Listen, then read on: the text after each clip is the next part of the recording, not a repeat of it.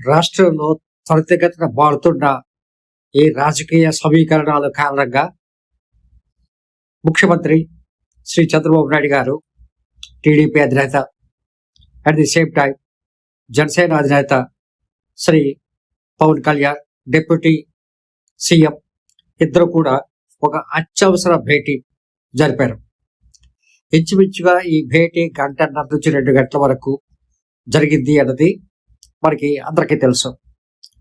ఈ భేటీలో ప్రధానంగా జరిగిన చర్చలు, వాళ్ళిద్దరి మధ్య ఏం జరిగింది, వాళ్ళు దేనికోసం అంత అర్జెంటుగా భేటీ అనేది ప్రతి ఒక్కరికి తెలుసు. వాళ్ళు మాట్లాడుకున్న విషయాలు సంస్థాగతంగా, అంటే కూటమి సభ్యులు, కూటమి సంబంధాలు ఎలా ఉన్నాయి, సమన్వయంతో పనిచేస్తున్నామా లేదా, లోపాలు ఎక్కడ ఉన్నాయి, ఎక్కడ మనం సరిదిద్దాలనేది నెంబర్ 1. నెంబర్ 2, అధికార పంపిణీ అనేది సమంగా జరుగుతుందా, ఇరు రాజకీయ పార్టీల పరిస్థితి ఎలా ఉంది అని అంటే అసంతృప్తులు ఉన్నారు. అటు జనసేన నుంచి తిరుగుబాట్లు జరుగుతున్నాయి, అంటే quitting the party or something else, criticising the party. ఇటు సైడ్ తెలుగుదేశంలో కూడా చాలా మంది అసంతృప్తి ఉన్నారు. సో ఈ పరిస్థితిలో సమన్వయం సాధ్యమేనా? ఎందుకంటే ఒకసారి ఎలక్షన్స్ వచ్చిన తర్వాత ఈ అసంతృప్తి గళంగానే పెరిగినట్లయితే పరిస్థితి ఏంటి? 3వది, రాష్ట్రం మొత్తం మీద ఆలోచన సృష్టిస్తున్న శ్రీ జగన్మోహన్ రెడ్డి గారి పర్యటనలు, ఆయన ఓదార్పై చేస్తున్నారో లేకపోతే ఏం చేస్తున్నారో, మొత్తం మీద ఏంటంటే ఒక రాజకీయ బల ప్రదర్శన అనుకోండి, ఏం చేసినా సరే it's creating law and order situation అనేది పక్కన పెట్టినట్టయితే రాజకీయ నాయకులకి ముఖ్యంగా వాళ్ళు ఆలోచించేది ఏంటంటే రాజకీయ ప్రాపగండా కింద ఎంతవరకు పనిచేస్తుంది, మైలేజ్ ఎవరికి వస్తుంది. సో జగన్మోహన్ రెడ్డి ఇప్పుడు లైమ్ లైట్ లోకి వచ్చారు. సో లైమ్ లైట్ లోకి వచ్చారు కాబట్టి దీని పరిస్థితి ఏంటి అంటే, లైమ్ లైట్ అంటే నేను హీఈస్ బికమింగ్ పాపులర్ చెప్పట్లేదు, అన్పాపులర్ చెప్పట్లేదు, whatever may be, now he's gaining the attention of the people. So దీన్ని ఎట్లా మనం అరికట్టాలి? తర్వాత వీళ్ళ మధ్య చాలా ముఖ్యంగా చర్చకొచ్చింది ఏంటంటే, ఈ కల్తీ నెయ్యి అనేది కొవ్వు కలిసిందా కలవలేదా అన్నది ఒక పార్ట్ అయినట్లయితే, నిజంగా ఇది ఎలక్షన్ వరకు కూడా దీన్నే ప్రొలాంగ్ చేసుకుంటూ వెళ్ళినట్లయితే వచ్చే లాభాలు ఏంటి, నష్టాలు ఏంటి అన్నది కూడా ఒక డిస్కషన్ జరిగే అవకాశం గట్టిగా ఉంది. కారణం ఏంటంటే ఇప్పుడు కల్తీ నెయ్యి అన్నది ఒక్క తిరుమలకి సంబంధించింది, తిరుపతికి సంబంధించింది, ఆంధ్రప్రదేశ్కి సంబంధించింది, ఇండియాకి సంబంధించిందే కాదు. ఎక్కడెక్కడైతే స్వామివారి భక్తులు ఉన్నారో ప్రపంచవ్యాప్తంగా దీని తాలూకా ప్రభావం పడుతుంది. కాబట్టి దీన్ని హౌ టు కంట్రోల్ ఇట్, ఎందుకోసం అంటే ఎంత బలంగా అయితే ప్రభుత్వం తమ వాదనలు తీసుకెళ్తుందో అంతకంటే ఎక్కువ బలంగా ఇది ఒక చెడు ప్రచారం, ప్రభుత్వం కావాలని రాజకీయ కక్ష సాధింపుతో చేస్తున్నారని చెప్పి వాళ్ళు మాట్లాడుతున్నారు. అట్లాగే పరకామణి కేసు, ఇట్లా చాలా ఉన్నాయి. ఇవన్నీ కూడా ఏంటంటే జగన్మోహన్ రెడ్డి గారు పూర్తిగా అడ్వాంటేజ్ తీసుకోవడం కోసం, అంటే he's trying to turn the tables against the ruling parties. So ఈ పరిస్థితిలో మనం ఏం చేయాల్సి ఉంటుంది? అంతేకాకుండా మొన్న అంబటి రాంబాబు గారింటికి శ్రీ జగన్మోహన్ రెడ్డి గారు వెళ్ళటం, దానికి వచ్చిన just mileage, political advantage mileage. So Jaganmohan Reddy గారు మళ్ళీ బలపడినట్లయితే వచ్చే కష్ట నష్టాలు ఇవన్నీ దృష్టిలో పెట్టుకొని మనం ఏ విధంగా అయితే ఇవన్నింటినీ మనం తిప్పి కొట్టగలం, ఎట్లా అయితే రాజకీయంగా మనకి ఇబ్బంది లేకుండా ముందుకెళ్ళగలం అన్నది ఒక ప్రధానమైన డిస్కషన్. ఎందుకంటే ఏ కేసులో చూసుకున్నా సరే జగన్మోహన్ రెడ్డి గారి వైపు వేలెత్తి చూపించినా సరే జగన్మోహన్ రెడ్డి గారిని ఎవరు టచ్ చేసే పరిస్థితి కనిపించట్లేదు. టచ్ చేస్తే ఏమవుతుందో కూడా తెలియదు. అసలు ఏ పార్టీ అంటే ముఖ్యంగా కేంద్ర ప్రభుత్వం అసలు ఎందుకు ముందుకి వెళ్ళట్లేదు, జగన్మోహన్ రెడ్డికి విషయంలోనే చాలా రుజువులు ఉన్నా అన్నది చంద్రబాబు నాయుడు గారికి, ఇటు పవన్ కళ్యాణ్ గారికి చాలా తీవ్రంగా కలిసి వేస్తున్న విషయం. ఎందుకోసం అంటే వివేకానంద రెడ్డి గారి కేసు విషయంలో కూడా ఎంత ప్రయత్నం చేసినా సరే జగన్మోహన్ రెడ్డి గారిని విచారించడం కోసం ఎవరు కోర్టు ముందుకు రావట్లేదు. దానికి కారణం ఏంటంటే వాళ్ళు కోర్టుతో దగ్గర ఉన్న ఎవిడెన్స్ బట్టి వాళ్ళు మాట్లాడుతున్నారు. అట్లాగే సిబిఐ దూకుడు ప్రదర్శించలేదు. సిబిఐ కూడా తగ్గిపోయింది పూర్తిగా అనేది ప్రజల అభిప్రాయం. సో ఈ పరిస్థితుల్లో అసలు కిమ్ కర్తవ్యం అన్నది ప్రధాన పార్టీ తాలూకా ఆలోచన. సో ఒకటి అధికార పంపిణీ అంటే నాగబాబు గారికి ఎప్పుడు మంత్రివర్గంలో తీసుకుంటామని చెప్పిన ప్రామిస్, కానీ అది మాత్రం ప్రస్తుతానికైతే చర్చకు రాలేదు అనేది ఒక వార్త. ఎందుకోసం అంటే ఇప్పుడు రాబోయే అంటే ఈ సంవత్సరంలో రాజ్యసభలో 4 ఎంపీ సీట్లు ఖాళీ అవుతున్నాయి.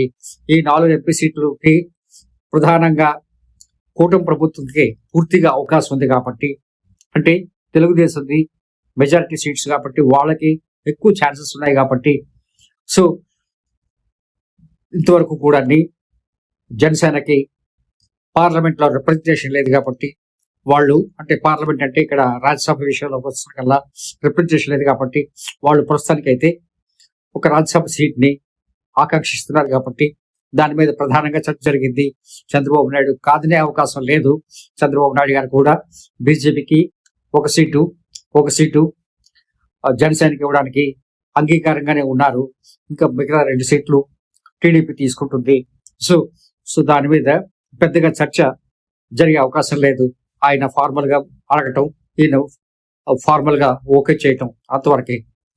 సో రెండోది ఏంటంటే జగన్మోహన్ రెడ్డి గారిని వైసీపీ పార్టీ వాళ్ళని ఏ విధంగా కట్టడి చేయాలన్నది ఒక ప్రధాన అంశం. ఇక్కడ మనకు కనబడుతుంది ఏంటంటే పోలీసు వ్యవస్థ విఫలమైందా జగన్మోహన్ రెడ్డి కంట్రోల్ చేయడంలో? ఎక్కడ చూసినా సరే జనాలు బాగా వస్తున్నారు, ఎందుకు కంట్రోల్ చేయలేకపోతున్నారు? ఒకటి, రాజకీయ పరిస్థితులు చూసుకున్నట్లయితే మళ్ళీ నెక్స్ట్ ఎలక్షన్స్ లో కానీ ప్రభుత్వం మారినట్లయితే పరిస్థితి ఏంటో తెలియట్లేదు.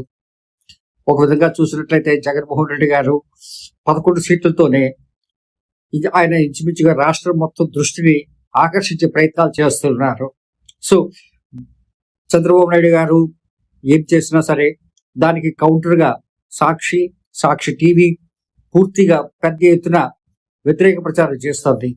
పిపిపి అన్నది మెడికల్ ఎడ్యుకేషన్ సంబంధించి అది తీవ్రంగా ప్రజల నుంచి ఒక ప్రతిఘటన ఎదురైంది. భోగాపురం ఎయిర్పోర్ట్ ఇంటర్నేషనల్ ఎయిర్పోర్ట్ అవుతుందన్నా సరే అది జగన్మోహన్ రెడ్డి గారే చేస్తున్నారని, అట్లాగే పోలవరంకి వస్తే అది జగన్మోహన్ రెడ్డి గారి తాలూకా దయాని, లేదు అని అంటే ఇంకొక విషయంకి వచ్చినా అదంతా కూడా జగన్మోహన్ రెడ్డి గారు క్రెడిట్ చోరీ ఆయన చేస్తున్నాడు, కానీ ఇదంతా జగన్మోహన్ రెడ్డి గారి టైంలో జరిగింది అని చెప్పి జగన్మోహన్ రెడ్డి వర్గం సోషల్ మీడియా అట్లాగే న్యూస్ పేపర్స్ వాళ్ళ పెద్ద ఎత్తున ప్రచారం చేస్తున్నారు. అది ప్రజల్లోకి ఎంతో కొంత వెళ్తుంది. అంటే పూర్తిగా ప్రజలు కన్విన్స్ అయ్యారని కాదు, బట్ 10%. అట్లాగే 2024 ఎలక్షన్స్ కి ఇప్పుడు 2026 ఈ ఫిబ్రవరి సరికల్లా ఆల్మోస్ట్ 5% ఆఫ్ ది ఓట్స్ అటు ఇటు అయ్యి జగన్మోహన్ రెడ్డి గారు కొంచెం అడ్వాంటేజ్ కండిషన్స్ లో ఉండే పరిస్థితి కనబడుతుంది. అట్లాగే జనసేనలో జరుగుతున్న పరిణామాలు, ముఖ్యంగా ఈ sex scandals with one honourable MLA, అదేంటంటే జనసేనకి తెలుగుదేశంకి తలనొప్పిగా ఉంది. అట్లాగే తెలుగుదేశంలో ఇంచుమించుగా 20 నుంచి 25 మంది ఎమ్మెల్యేలు, ఒకరిద్దరు ఎంపీస్ వాళ్ళు ప్రవర్తన అంటే పార్టీ పరంగా వాళ్ళు తీసుకుంటున్న చర్యలు కానీ ఇది ఇబ్బందికరంగా ఉంది.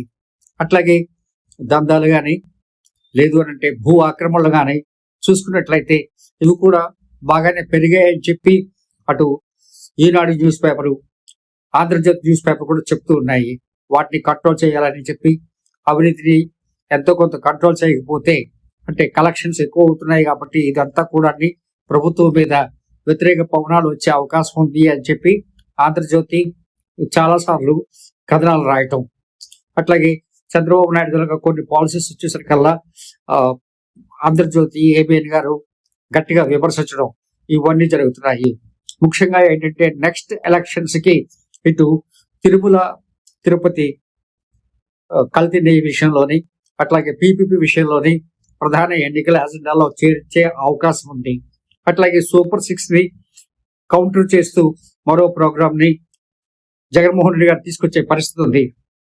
సో పార్టీల్ని ఎట్లా సమన్వయం పరుచుకోవాలి, ఈ ఎలక్షన్ ఎజెండాగా మారబోయే సిచ్యుయేషన్స్ ని ఏ విధంగా మనం కంట్రోల్ చేయాలి, అట్లాగే లా అండ్ ఆర్డర్ వచ్చేసరికల్లా మనం ఎక్కడ విఫలమవుతున్నాము, ఎందుకు విఫలమవుతున్నాము, సో చాలా విషయాలకు వచ్చేసరికల్లా వ్యతిరేకత వస్తుంది, ఎందుకు వస్తుంది అన్నది.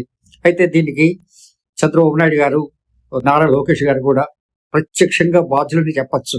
కారణం ఏంటంటే ఇక్కడ గీతం యూనివర్సిటీ వాళ్ళు అన్ఆథరైజ్డ్ ల్యాండ్స్, డీ పట్టాలతో ఉన్న ల్యాండ్స్ ని వాళ్ళు ఆక్యుపై చేయటం, దాన్ని క్రమబద్ధీకరించడం కోసం ప్రభుత్వం ప్రయత్నం చేయటం, ఇదంతా కూడా ఒక నెపోటిజం, బంధుప్రీతి ఇక్కడ కనబడుతుంది. కాబట్టి అన్ని రకాలుగా ప్రభుత్వం అన్ని ప్రాంతాల నుంచి ఎంతో కొంత వ్యతిరేకత మూటగట్టుకుంటున్న సమయం.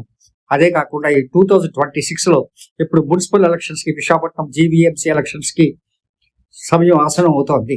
సో ఇవన్నీ కూడా వ్యతిరేక పవనాలు చూపించే అవకాశం ఉంది.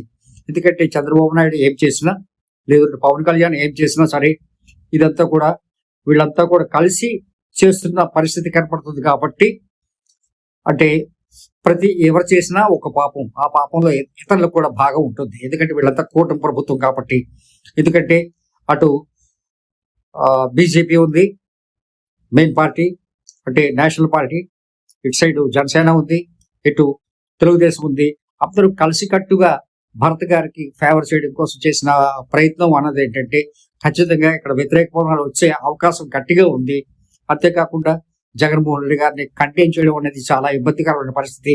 ఒకవేళ జగన్మోహన్ రెడ్డి గారు కానీ ఆయన అనుకున్న పాదయాత్ర కానీ స్టార్ట్ చేసినట్లయితే పరిస్థితి ఎలాగ ఉంటుందంటే, గీత భూముల ధరకు వచ్చి ఆయన ఒక 10 నిమిషాలు ఒక ధర్నా చేసినా, మాట్లాడినా, లేదు ఒకవేళ రుషికొండ వైపు ప్రభుత్వం అలౌ చేయకపోయినా సరే ఆయన కొంచెం ఎండాడ ఆ ప్రాంతాల్లో కూడా నిలబడి ఏమైనా మాట్లాడినా, లేదు అని అంటే అట్లాగే ఆంధ్ర యూనివర్సిటీలో కూడా అన్ని అసంతృప్తి వర్గాలు ఉన్నాయి కాబట్టి అక్కడ కూడా గట్టిగా వ్యతిరేక పవనాలు ఉన్నాయి కాబట్టి అక్కడ ఆంధ్ర యూనివర్సిటీ గేట్ల దగ్గర నిలబడి ఆయన ఏం మాట్లాడినా సరే, లేదు ఒక 10 నిమిషాలు అక్కడ నిలబడి అభివాదం చేసినా సరే, ఇవన్నీ కూడా తెలుగుదేశానికి, జనసేనకి, అట్లాగే బీజేపీకి చాలా వ్యతిరేకంగా వచ్చే పరిస్థితి ఉంది. కాబట్టి ఈ అన్ని విషయాల మీద వాళ్ళు కూలక్షంగా చర్చించి యాక్షన్ ప్లాన్ అనేది నిర్ణయించుకొని ముందుకు వెళ్ళడం కోసం చంద్రబాబు నాయుడు, పవన్ కళ్యాణ్ గారి తాలూకా భేటీ జరిగింది.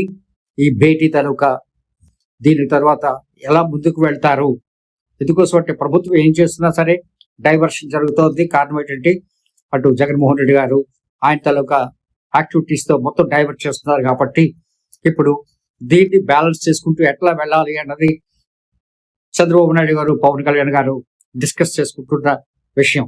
Thank you very much. All the best.